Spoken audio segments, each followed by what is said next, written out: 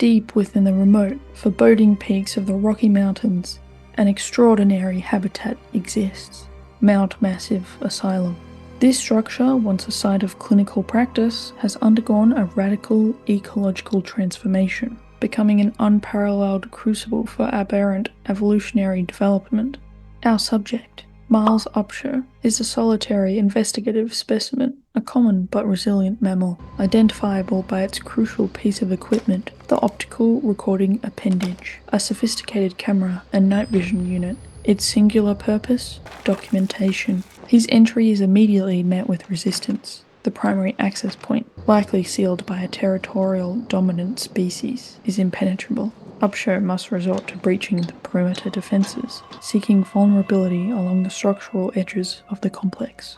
Inside, the environment is defined by entropy. The interior corridors are treacherous, prone to unpredictable environmental shifts. An unexpected, localized pressure change seals a primary corridor, momentarily isolating our subject. This is a missed opportunity for Upshur to engage in what we call close proximity observation, often critical for documentation. The ventilation system is a frequent migratory route, providing safe passage above the chaotic underground.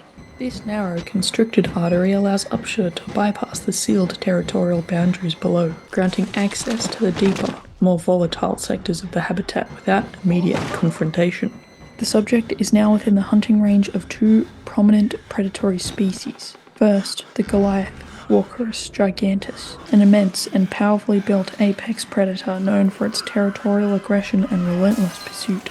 Second, the wasp, Martinus theologus, a smaller but highly manipulative species whose threat is purely psychological and sociological, operating through influence and deception. The ecosystem is rich in unsettling anomalies. A peculiar thick pool of blood suggests a recent and violent territorial dispute. Nearby, we observe a specimen in a state of cataleptic agitation, the wheeler. Its movements are erratic, a non-specific defense display that can escalate to brief violent bursts of aggression, immediately followed by the signature, fetal immobilization position. Other specimens engage in visual fixation, staring blankly at non-functioning monitors, a form of induced mental stasis. The resource-rich security room contains curious cultural artifacts. These crudely drawn depictions, one of a mythological aerial figure accompanied by nocturnal fauna, the other a solitary specimen seemingly foraging beneath a fruit-bearing tree, are a baffling display of juvenile creativity within an otherwise hostile environment, suggesting a profound disconnect from current reality. The Goliath is a formidable threat, but its hunting strategy is often simplistic and based primarily on audio cues. Upshur employs crypsis, or camouflage, utilizing pre-existing structures like lockers to evade detection. The predator's immense size, however, limits its ability to effectively scan these confined spaces, favoring a brute force approach. Essential resources, namely power, are located in the dark, flooded subterranean level. Here sound is a critical factor. The loud, splashing gait of a stalking specimen is a constant oral threat.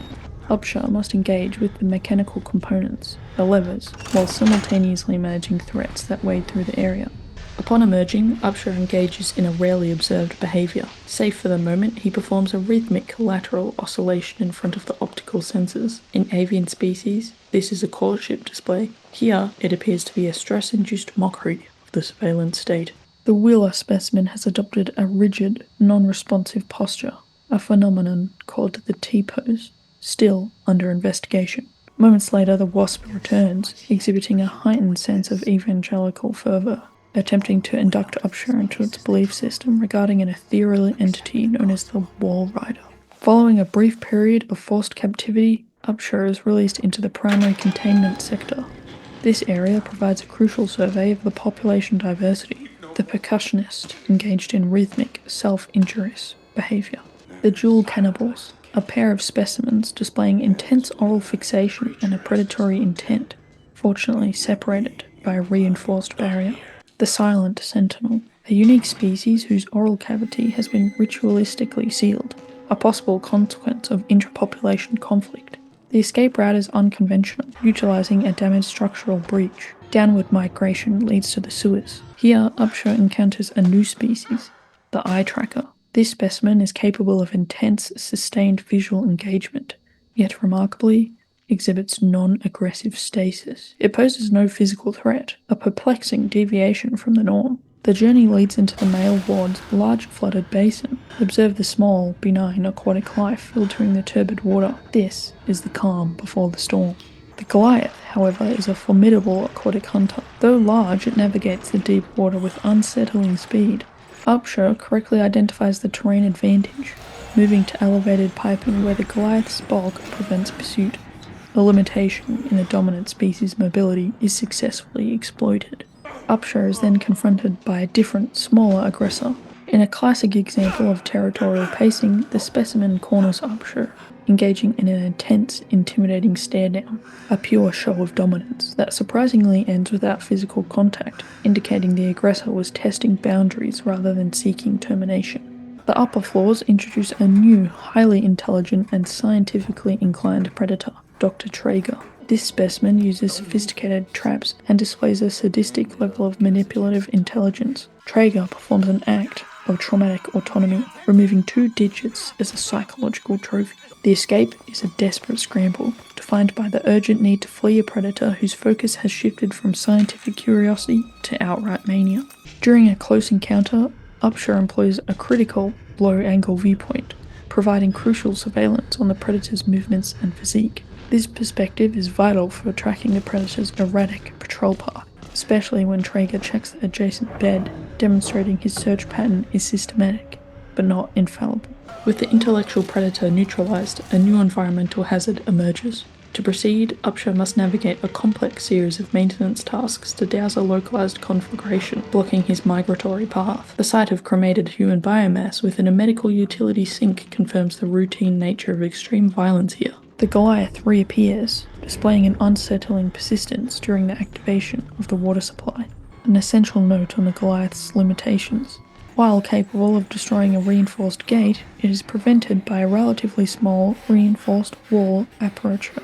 Its aggression is sometimes greater than its dimensional awareness, creating predictable blind spots. Finally, Upshur douses the conflagration and witnesses the wasp's ultimate ritual, a self-immolation, or a martyrdom display, intended to summon the Walrider.